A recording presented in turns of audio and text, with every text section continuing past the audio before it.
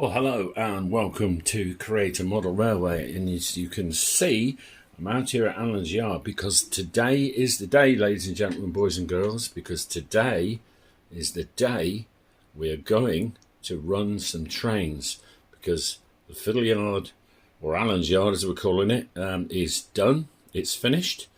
So I've got engine number 15 there in the fiddle yard at the background. You can see my makeshift fiddle yard. That's all you really need for a micro layout like this. Just one track. It's about 400 mil long, something like that. And so I'm just going to do a little bit of filming just to prove that it all works, starting right now.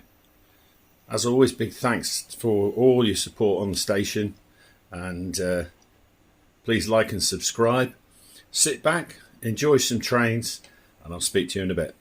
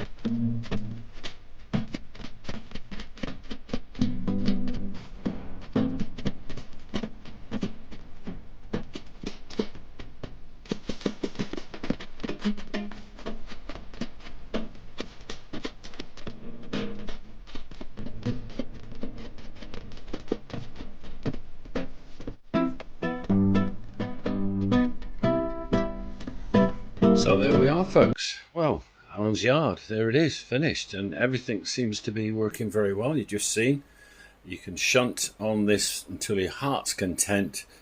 You know, that probably would have taken me about an hour to do if I wasn't cutting on a video, and it's great fun.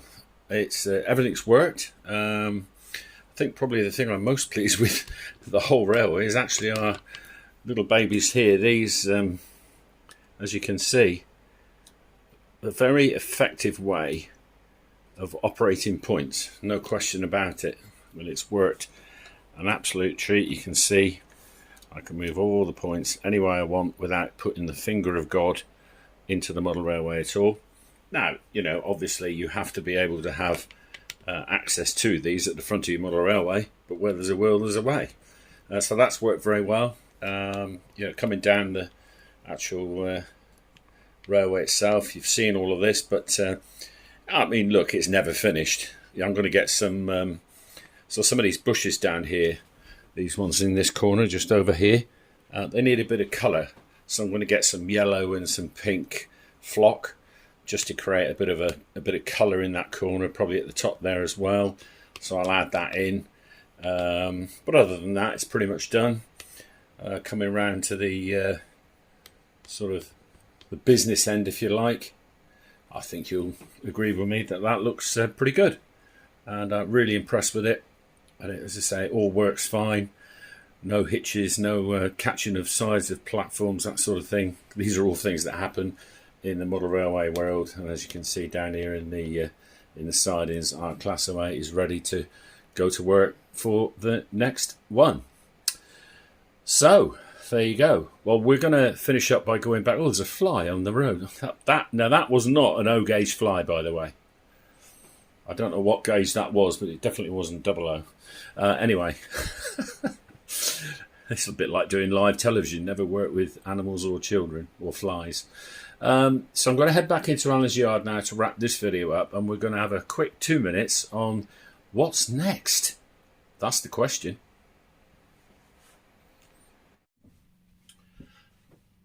So we are back in Orb Junction in the railway room, and I suppose it's time to reflect a little.